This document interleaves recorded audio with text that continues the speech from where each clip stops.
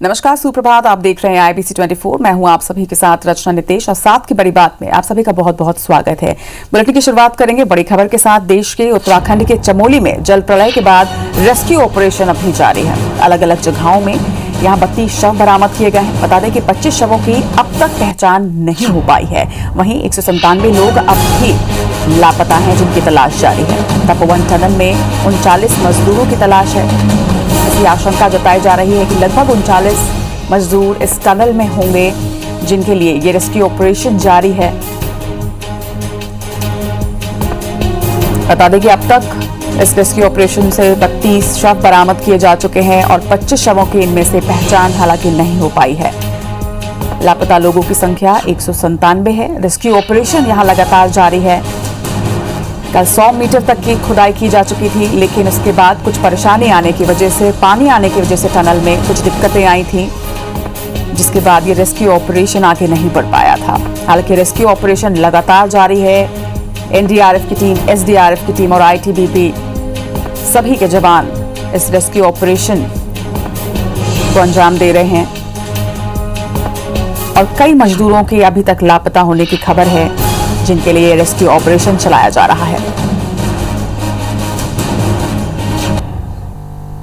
बढ़ेंगे आगे। 2010 में जांजगीर चांपा जिले से रोजगार के लिए लेह लद्दाख गए 37 मजदूरों का अब तक कोई पता नहीं चल सका है।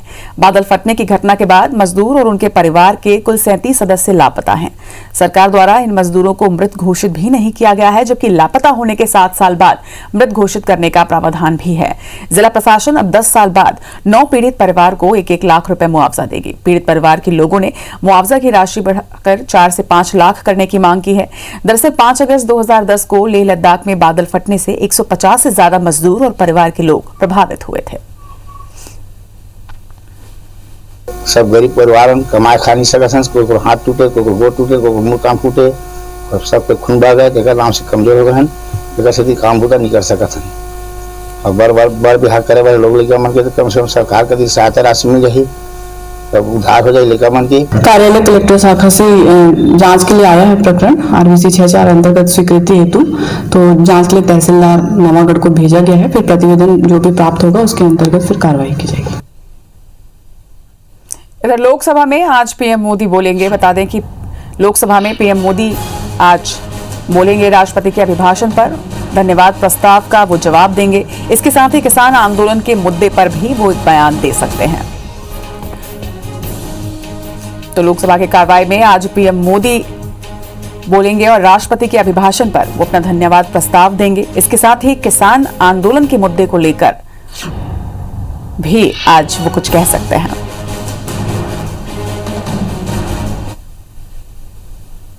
पेंड्रा में 2 दिनी अरपा महोत्सव का रंगारंग आगाज हो चुका है। राजस्व मंत्री जयसिंह अग्रवाल ने पेंड्रा के हाई स्कूल मैदान में महोत्सव का शुभारंभ किया।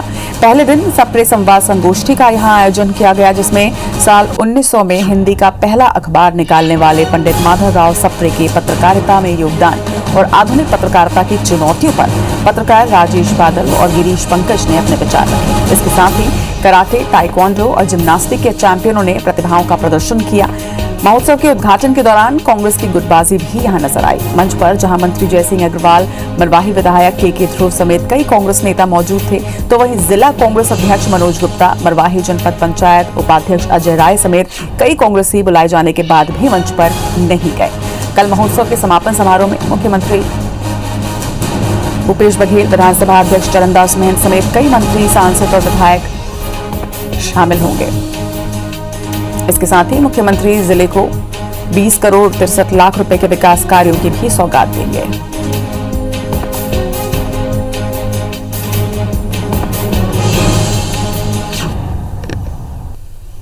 आज छत्तीसगढ़ की राज्यपाल अनुसुईया उइके 2 दिवसीय बस्तर प्रवास पर पहुंचेंगे।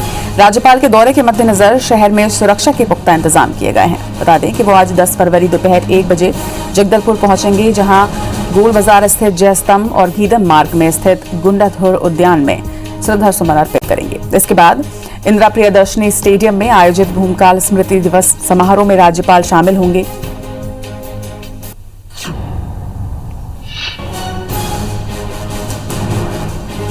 ज्यादा जानकारी के साथ हमारे सहयोगी स्टार जैन न्यूज रूम से लाइव है हमारे साथ।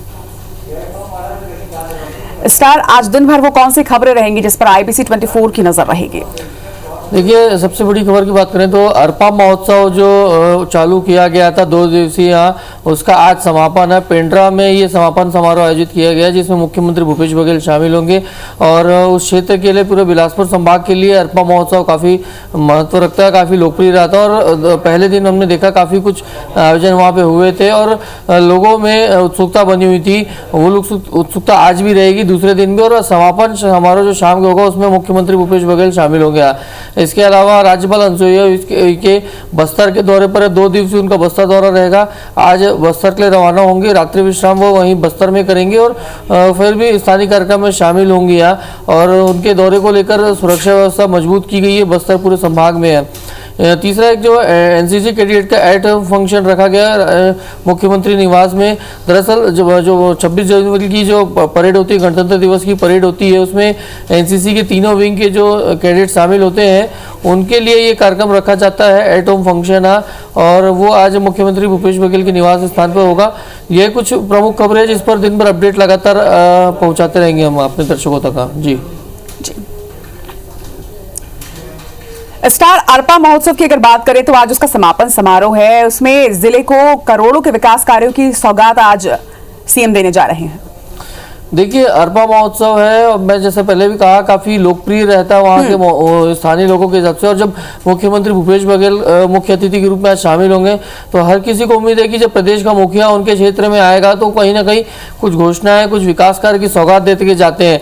ठीक उसी तरीके से आज भी जो जानकारी मिली, लगभग 20 करोड़ रुपये के आसपास की विकास कार्यों की सौगात मुख्यमंत्री भूपेश बघेल देंगे। इससे पहले भी वो जब पेंड्रा गए हैं वहाँ के लोगों को सुविधाओं के लिए घोषणाएं की गई है, योजनाएं बनाई गई है, विकास कार्यों की सौगात दी गई है। आज भी इसी कड़ी में लगभग 20 करोड़ रुपए के विकास कार्यों की सौगात मुख्यमंत्री भूपेश बघेल देंगे।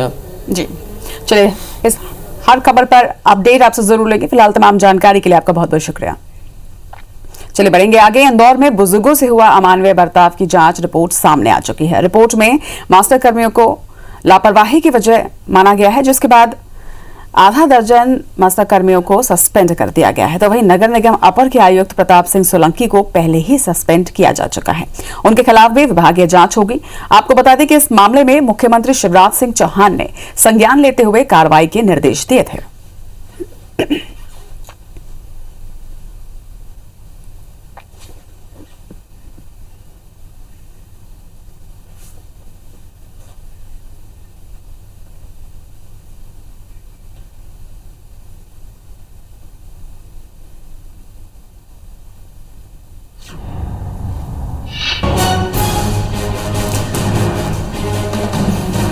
तो इंदौर की ये घटना, जहां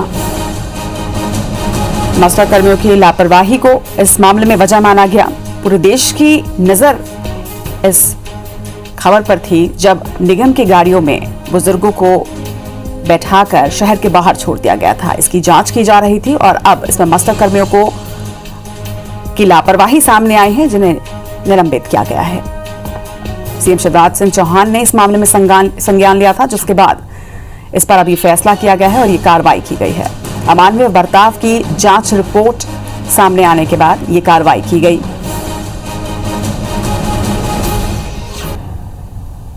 बढ़ेंगे आगे। बता दें, छत्तीसगढ़ भाजपा युवा मोर्चा की प्रदेश कार्यकारिणी काफी जद्दोजहद के बाद घोषित कर दी गई है।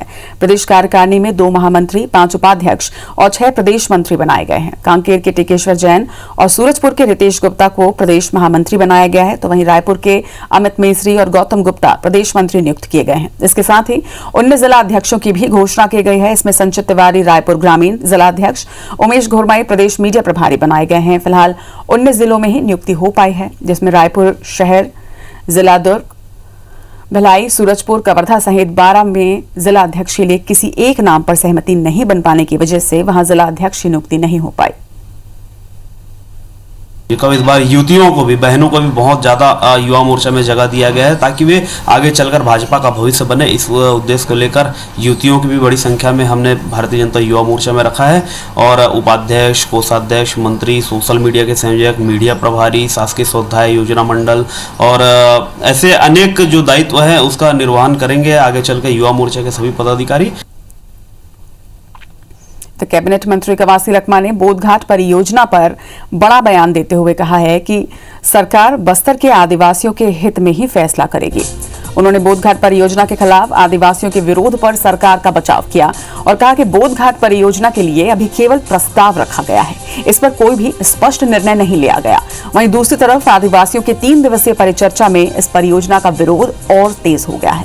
ग्रामीणों ने बैठक में यह फैसला किया कि अगर सरकार 1 महीने के अंदर इस परियोजना को पूरी तरह से बंद होने पर सहमत नहीं होती तो सड़क पर उतरकर प्रदर्शन किया जाएगा। आपको ये भी बता दें कि इस बैठक में 5000 से ज्यादा लोग शामिल हुए। बोधघाट परियोजना काली बात आया है, कोई उसका तैयारी अभी तक नहीं हुआ है। जो बस्तर का हित में होगा, आदिवासी के हित में होगा, आदिवासी के अनुरूप कांग्रेस पार्टी फैसला करेगा। अभी बोलना जल्दीबाजी है। नामांतरण और डिजिटल सिग्नेचर के लिए पैसे मांगने के आरोप में रायपुर के भाटा गांव के पटवारी भाईलाल अनंत और डंगरिया पटवारी विजय कुमार साहू को निलंबित कर दिया गया है।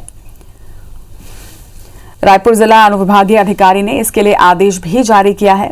आदेश में बताया गया है कि दोनों ही पटवारियों के खिलाफ नामांतरण और डिजिटल सिग्नेचर के लिए पैसे मांगने की शिकायत हुई थी। इस पूरे घटनाक्रम का वीडियो भी वायरल हुआ था, जिसके बाद पटवारी भाईलाल अनंत और विजय कुमार साहू से जवाब मांगा गया था, लेकिन दोनों संतोषजनक जवाब नहीं दे पाए, जिसके बाद दोनों को निलंबित कर मुख्यालय अटैच किया गया है।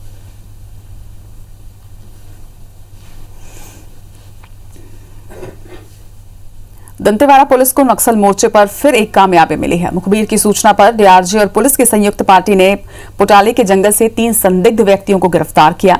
मुखबिर से सूचना मिलने पर डीआरजी और सीएफ पोटाली की संयुक्त पार्टी को निलावया पोटाली की ओर सर्चिंग के लिए रवाना किया गया। निलाविया जंगल में 3 संदिग्ध व्यक्ति आते दिखे, जिन्हें घेराबंदी कर जवानों ने गिरफ्तार कर लिया। पूछताछ में तीनों ने ही कबूल किया कि वो पोटाली पंचायत के डीकेएमएस सदस्य के रूप में काम कर रहे थे। वहीं तीनों के ऊपर पहले ही रोड काटने, आगजनी और बैनर पोस्टर लगाने जैसे केस दर्ज हैं। 5000 की उधारी के लिए तगादा करने पर हुए विवाद के बाद रायपुर के गुढ़ियारे इलाके में एक नाबालिग लड़की की हत्या हो गई। इसके साथ ही उसका भाई चाकू लगने से गंभीर रूप से घायल हुआ है। पुलिस के मुताबिक दोनों आरोपी भी नाबालिग हैं। विकासनगर में रहने वाले वेल्डिंग कारोबारी के बेटे से गोगांव निवासी गांजा तस्कर के बेटे ने 5000 रुपए उधार लिए थे।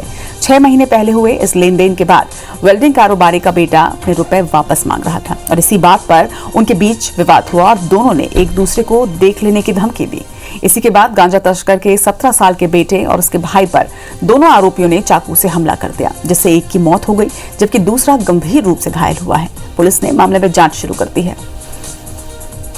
गुढ़ियारी अंतर्गत झंडा चौक के पास एक घटना हुई है, जिसमें 2 नाबालिग बच्चे थे, जिन पर 2 लोगों के द्वारा, जो 2 दोस्त हैं, उनके द्वारा 5000 रुपए की किसी बात को लेकर विवाद हुआ है, जिसमें एक की मौत हो गई है, जिसका नाम है नरेश धीवर, और दूसरा जो बालक है वो घायल अवस्था में है, अभी उपचार किया जा रहा है। इसमें मुकदमा दर्ज कर लिया गया है, कार्रवाई की गई है। दोनों आरोपियों को गिरफ्तार कर लिया गया।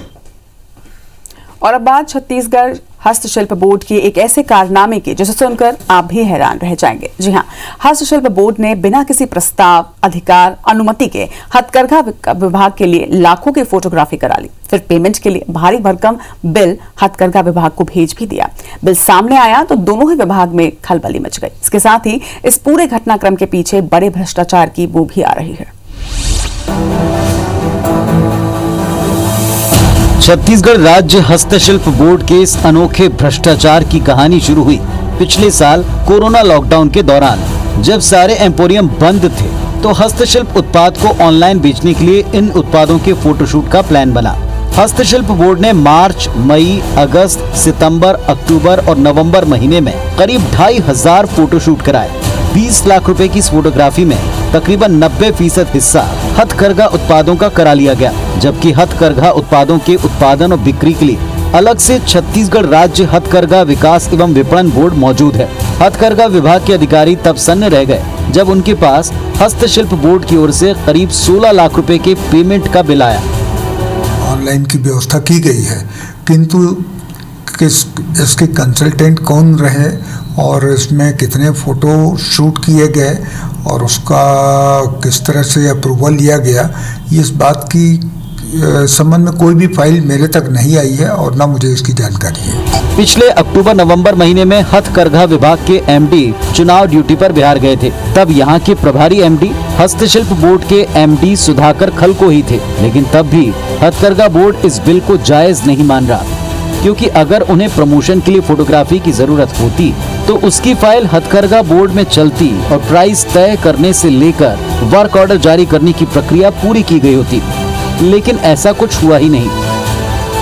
जिस समय की आप बात बता रहे हैं उस समय पे जो मेरी पदस्थापना थी भारत निर्वाचन आयोग में एज ऑब्जर्वर थी और बिहार चुनाव में व्यस्त थे, तो उस समय यहाँ प्रभारी के रूप में जो एमडी थे उनकी निगरानी में जो गतिविधि हुई होगी तो उनसे जानकारी लेके ही कुछ कह पाएंगे। इस गंभीर अनियमितता के लिए तमाम सवाल अब हस्तशिल्प बोर्ड के एमडी और जनरल मैनेजर पर खड़े हो रहे हैं। हालांकि हस्तशिल्प बोर्ड के एमडी सब कुछ नियम कायदों से होना बताते हैं। लॉकडाउन और कोरोना काल में प्रदर्शनियां वगैरह बंद थीं, तो ऑनलाइन सेल ही एक ऐसा रास्ता था जिसके तहत हम अपने उत्पादों को बिक्री कर पा रहे हैं। तो उसके लिए जो है ये फोटोशूट वगैरह के काम किए गए थे, जिसमें प्रक्रियाओं का पूरा पालन किया गया।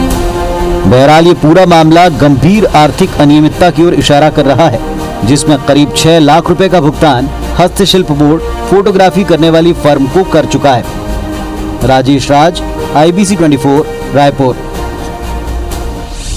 मध्य प्रदेश के मुख्यमंत्री शिवराज सिंह चौहान ने कहा है कि प्रदेश में माफिया के खिलाफ अभियान जारी रहेगा। चिटफंड कंपनियों की संपत्ति कुर्क कर प्रभावितों को पैसे वापस भी कराए जा रहे हैं। इसके साथ ही गुम बच्चों को खोजने के लिए प्रदेश के बाहर भी टीमें भेजकर बच्चों की रिकवरी कराई गई है। मुख्यमंत्री शिवराज सिंह चौहान ने कैबिनेट की बैठक से पहले मंत्रियों से चर्चा की। मुख्यमंत्री ने बताया कि प्रदेश में 1271 भूमाफियाओं से 2000 हेक्टेयर जमीन मुक्त करा जा चुकी है, जिसकी लागत 10,000 करोड़ रुपए से ज्यादा है। सीएम शिवराज ने जानकारी दी है कि चिटफंड कंपनियों से 50,000 रुपए के 800 करोड़ की राशि वापस कराई गई है। मिलावट से मुक्ति अभियान के तहत मिलावटी सामान बनाने वाले 6 कारखानों को ध्वस्त किया जा चुका है। वहीं राशन की कालाबाजारी में लिप्त 331 लोगों पर कार्रवाई हुई है। दमोह में भाजपा नेता से पंगा लेना एक पुलिसकर्मी को महंगा पड़ गया, जहां पर आज रैकवार समाज का ज्ञापन सौंपने के दौरान एक एसआई ने भाजपा नेता से बहस क्या कर दी। इसके बाद बेचारे उस पुलिसकर्मी को सिर्फ 1 घंटे में ही उठाकर केरवाना चौकी में पटक दिया गया। दरअसल मामला दमोह शहर का है, जहां पर कुछ महीनों पहले शहर के चरहाई इलाके में मछली मार्केट संचालित होता था, जिसे फिर से शुरू करने के लिए कल रैकवार समाज के लोगों ने हजारों की तादाद में जमा होकर दमोह कलेक्टर को मुख्यमंत्री के नाम में ज्ञापन सौंपा। वहीं ज्ञापन सौंपने के दौरान रैकवार समाज के नेता और भाजपा पार्टी के नेता मोंटी रैकवार को जबलपुर नाका चौकी प्रभारी एसआई कादर खान ने आगे जाने से रोका, जिसके बाद भाजपा नेता एकाएक भड़क गए और उस पुलिसकर्मी के खिलाफ नारे लगाने लगे, जिसके 1 घंटे बाद एसपी ने एक ट्रांसफर लिस्ट जारी कर एसआई कादर खान को तत्काल जबलपुर चौकी प्रभारी के पद से हटाकर केरवाना पुलिस चौकी में ट्रांसफर कर दिया। इस बीच रुक करेंगे महू का, जहां से बड़ी खबर आपको बता दें। महू में देर रात एक स्क्रैप गोदाम में भीषण आग लगी। पीतमपुर के करौंदिया चौपाटी के पास यह आग लगी बताई जा रही है। आग बुझाने के लिए 11 दमकल गाड़ियां वहां पर पहुंची। करीब 4 घंटे की मशक्कत के बाद आग पर काबू पाया गया। हालांकि आग लगने का कारण अब तक स्पष्ट नहीं हो पाया है और तस्वीरों से अंदाजा लगाया जा सकता है कि कितनी भीषण यह आग थी। महू के किशनगंज थाना क्षेत्र की यह घटना बताई जा रही है। 11 दमकल गाड़ियां पहुंची तब जाकर कहीं ये आग बुझाई जा सकी। इसी से अंदाजा लगाया जा सकता है कि ये आग कितनी भीषण थी। करीब 4 घंटे की मशक्कत 11 दमकल की गाड़ियों को करनी पड़ी और तब जाकर काबू हो पाया। हालांकि अब तक आग किस वजह से लगी इसका खुलासा नहीं हो पाया है। तो स्क्रैप के गोदाम में महू में आग लगी, जिसे हालांकि अब बुझाया जा चुका है, मगर ये तस्वीरें आप देखिए कितनी भीषण ये आग थी, इससे ही अंदाजा लग सकता है।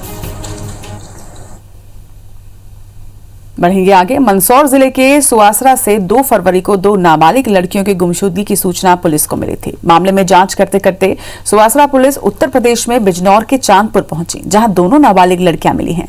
जांच में इस बात का भी खुलासा हुआ है कि चांदपुर के रहने वाले साहिल और इरफान ने अपने नाम विकास और आकाश बताकर इन नाबालिग लड़कियों से बात की। उन्हें अपने प्रेम जाल में फंसाकर शादी का झांसा दिया और उत्तर प्रदेश ले गए, जहां दोनों लड़कियों के साथ दुष्कर्म भी किया गया है। पुलिस ने दोनों ही लड़कियों की लोकेशन साइबर ऑफिसर की मदद से निकाली और इसके जरिए सीधे पुलिस आरोपियों के घर तक पहुंची। दोनों लड़कियों को इरफान के घर से पुलिस सुवासरा ले आई है। फिलहाल पुलिस ने साहिल को मंदसौर न्यायालय में पेश किया है, जहां पुलिस को 5 दिन की रिमांड मिली है। वहीं दूसरे आरोपी इरफान की भी तलाश पुलिस कर रही है। मध्य प्रदेश धार्मिक स्वतंत्रता अधिनियम 2020 का ये जिले में पहला मामला है। जो है नाबालिग लड़की से रॉन्ग नंबर लग के उससे दोस्ती की और बाद में उसने अपने एक अन्य साथी की भी दोस्ती उसकी एक और जो रिश्तेदार थी उससे भी करा दी और दोनों को अपने जो नाम बताया था, नाम बदल के उसने आकाश और विकास बताया था और फिर उसके बाद उसने अपने प्रेम जाल में फंसा के उसको बिजनौर बुला लिया।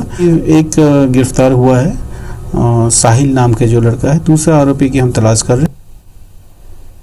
रायपुर कलेक्टर ने जिले में कोचिंग सेंटर, लाइब्रेरी और स्किल ट्रेनिंग इंस्टीट्यूट्स को कोरोना गाइडलाइन के साथ संचालित करने के आदेश जारी किए हैं। आदेश में संचालकों को ऑनलाइन क्लास, डिस्टेंस लर्निंग को प्राथमिकता देने के लिए कहा गया है, जबकि संस्थान में बैठक क्षमता का एक समय में केवल 50% व्यक्तियों के सम्मिलित होने की ही अनुमति दी गई है। संस्थान में प्रवेश करने और निकलने का दरवाजा अलग अलग करने के साथ ही ये कहा गया है कि संचालकों को निर्देश भी है कि कुछ घंटों के अंतराल में सैनिटाइजर का उपयोग किया जाए। इसी तरह लैपटॉप, नोटबुक, पाठ्य सामग्रियों का आदान प्रदान करने की अनुमति नहीं होगी। संस्थान में सीसीटीवी कैमरे भी लगाने के निर्देश दिए गए हैं। वहीं संस्थान में सोशल डिस्टेंसिंग, मास्क लगाने के भी आदेश हैं। साथ ही संस्थान में आने वाले सभी संबंधित व्यक्तियों का नाम और मोबाइल नंबर अंकित करने के निर्देश जारी किए गए हैं। कोरोना का असर इस साल बच्चों के टीकाकरण पर भी रहा। कोरोना काल से जन्मे 1,95,000 बच्चों को पोलियो, बीसीजी और टीबी का टीका नहीं लग पाया है। आंकड़ों के मुताबिक प्रदेश में साल 2020 से 2021 में जन्मे 6,32,000 में से 69% बच्चों को ही गंभीर बीमारियों से बचने के लिए टीका लगा है। हालांकि लॉकडाउन के दौरान दूसरे राज्यों की तुलना में छत्तीसगढ़ में सबसे ज्यादा टीकाकरण हुआ है। केंद्र सरकार की रिपोर्ट के मुताबिक 1 जनवरी से 9 अप्रैल के बीच प्रदेश में 94% से ज्यादा टीकाकरण हुआ है। लेकिन उसके बाद प्रदेश में कोरोना खतरनाक स्थिति में पहुंचा तो लोगों ने स्वास्थ्य केंद्र और अस्पताल जाना छोड़ दिया। राज्य टीकाकरण अधिकारी का मानना है कि तय टारगेट को 31 मार्च तक पूरा कर लिया जाएगा। कोरोना काल प्रारंभ हुआ था तो छत्तीसगढ़ प्रदेश ही ऐसा था जहां पर टीकाकरण जो है काम बंद नहीं हुआ। टीकाकरण कवरेज का जहां तक सवाल है तो वर्तमान में जनवरी तक का हमारा टीकाकरण का प्रतिशत जो बच्चों का है वो अभी 69% है और हम लोग उम्मीद करते हैं कि मार्च लास्ट तक हम लोग जो है मोर देन 90% कर लेंगे, जो कि हर साल हम लोग कर लेते हैं। इसी के साथ इस बुलेटिन में फिलहाल इतना ही। आगे देखिए हमर बानी हमर गोट। नमस्कार।